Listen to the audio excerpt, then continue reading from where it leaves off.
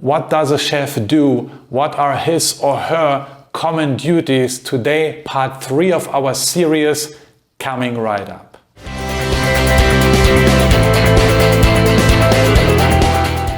Hey, what's cooking guys? Marcel here again from Slamming It Out. Thanks for watching this video. I'm a professional chef and author, and my channel is for all who want to become a professional chef and make career abroad. And if you find this video and content interesting and useful, why don't you consider to subscribe? Let's go. Okay guys, today part 3 of our mini series here. What are the duties of a chef? If you have not watched part 1 and 2, then please, you want to go and check out these videos, might be helpful and useful for you. Today we are going to talk about the duties of advanced chefs. So I mean sous chefs, executive sous chefs and executive chefs.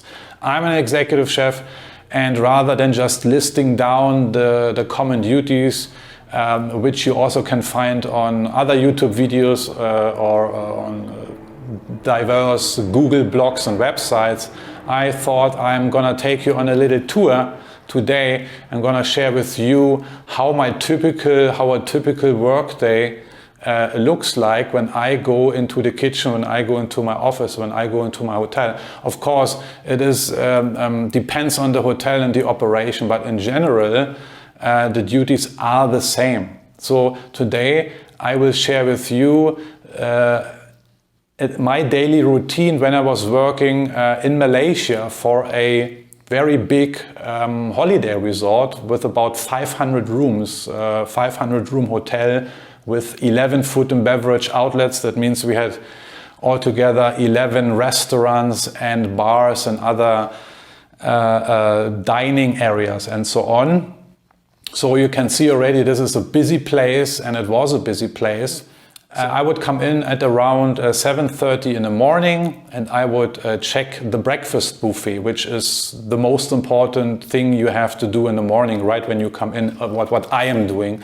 Other chefs certainly have similar routines, and today I'm just talking about what I find important to look first, and then I'm just sharing it with you so you get a good picture, hopefully, what a chef is doing. So I would check the breakfast buffet first. I'm gonna walk around and make sure that the buffet is clean, that the food is refilled. I'm checking on the manpower and everything. Just make sure that the breakfast operation is running.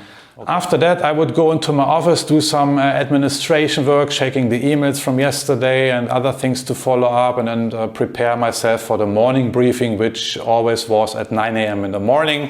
The morning briefing is happening in some meeting room usually, and all the department heads meet there to give the general manager of the hotel a quick brief and overview of things going on in their respective departments.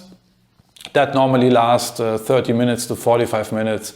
And then after the meeting concluded, everybody goes back into their department. So I go back to the kitchen. I still observe the breakfast buffet, because depending on the country, depending on our clientele, guests come either early for breakfast or rather late. After the breakfast has concluded, so to speak, I will conduct my own kitchen morning briefing at normally around 10 or 10:30, depending on the operation, where I call all my section heads into the office, and then we discuss kitchen matters. So we talk about any kitchen relevant matters that can be functions and events which are going on during this day and the next days, or we talk about past events. It is time to give feedback, it is time to give praise, of course, and it's also time to criticize a bit here and there if we have messed up things, or if there are things we need to improve and to work on. So for me, this kitchen morning briefing is the most important task of the entire day, believe it or not. It's not cooking, because as an executive chef in such a large hotel property, you are not cooking so much anymore. It is all about the organization of the kitchen and the managing of the stuff and leadership skills. After the kitchen morning briefing, where we have shared our concerns and gave each other feedback, I would normally make a big round through all the outlets and check on their kitchen, on the equipment, on the staff, have a chat with the people there, you know. And this resort in Malaysia was big, so all the outlets were kind of scattered around in the area, so I had to do a lot of walking every day. Normally I would check the outlets twice. So one tour would take me probably around an hour, if not 1.5 hours to cover all the outlets, to make sure everything is in order. So managing by walking around basically, because if you do that, you get in touch with your stuff, you see things, you learn things, you talk to your team members, and this is good for bonding, this is good for building relationship, you know. After that, I would set up the lunch buffet together with the staff, make sure everything is okay there. If we have lunch events or other lunch buffets and other meeting rooms, of course, I also would go there and check on the setups and make sure everything is on time, everything is neat and nice and clean, that the food techs are there, all these little details.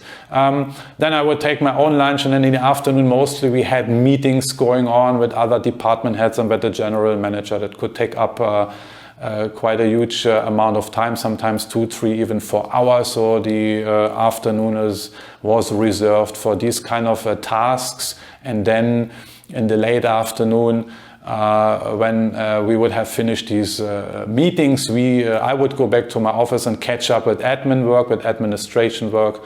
Luckily at the time I had a secretary who did a great job and helped me a lot with all this administration work, because in such a big hotel the administration is a huge part of the job now these days of a chef. If you have a secretary, you're very lucky. I know most of the chefs don't have. It's depending on the country also. And once that is settled and done, when it goes towards the evening, I again check the setup for the buffets, for the various dinner buffets we have going on in the outlets. And also if we have dinner, let's say we have dinner buffets going on in the ballroom and the meeting rooms, of course. I was around and check on the setups, make sure the food is cooked properly and tasted everything, checked with the staff, make sure the manpower is there, make sure that we have enough food runner, people who are running the food and refilling the food. So all these things you have to check as a chef. And once this is all set up, actually the dinner service starts. You know, when you have a buffet running, then you check on the buffet from time to time and spot check, see who is in the restaurant. Maybe if you have time, you can even talk to guests. Then you have other restaurants where you serve a la carte, and you have to look what the guys are doing there. Check that the service is running smoothly. Sometimes it can get very busy, and then you even have to jump in, be hands-on and help your guys. Other than that, during the day, of course, I would go also through the outlets and check on food quality, open the walk-in chillers, open the reach-in chillers, make sure everything is labeled and dated. You know, food safety and hygiene is a very important aspect, and quality control. So I would stick my spoon in different kind of sauces and stocks and other stuff and taste them, and then give advice if it is okay or if it is not okay. So this is now a general, very good overview, and hopefully gives you an idea of what I was doing as a chef in Malaysia when I was working for this big, huge holiday resort. Every day basically looks very similar. This is what you do, and you can spend easily 12 hours in the kitchen by following up on all these different things, depending of course on the operation. The resort hotel in Malaysia was huge, so there were many things to do. There was a lot of stuff. I had about 120 cooks and stewards. That is really a huge team, so also a big responsibility. And I also mentioned earlier already that so larger the operation, so less actual cooking is involved. That means you are not spending so much time behind the stove anymore, like let's say in a freestanding restaurant, because so larger the operation, so larger is also the administration, the organization. You primarily are there to lead the team, to manage to manage the people, to manage the operation. Yeah, you have your sous chefs and assistants to do the job, but of course, and it's all up to you. If you want to be hands-on, you can be hands-on. You can be as hands-on as you want. It's all up to you. Just don't forget also that you are not just a cook. You are also a chef, and being a chef means that you are a manager and first and foremost also a leader. So you have to, as a chef, you are managing kitchens and you also lead people. This is very important. Okay, do you have any questions so far? Let me know in the comment sections. I'm happy to answer all your questions. And for those of you who really want to know more about professional kitchen and kitchen life, or want to become a professional chef, I have something really beautiful for you here. It is my book, which I have written and released last year. It's called Slamming It Out. And in this book you can find tons of material, tons of tips, tricks and other tools. I also write a little bit about my background. In this book you can find everything you need in order to become a professional chef. Go check it out.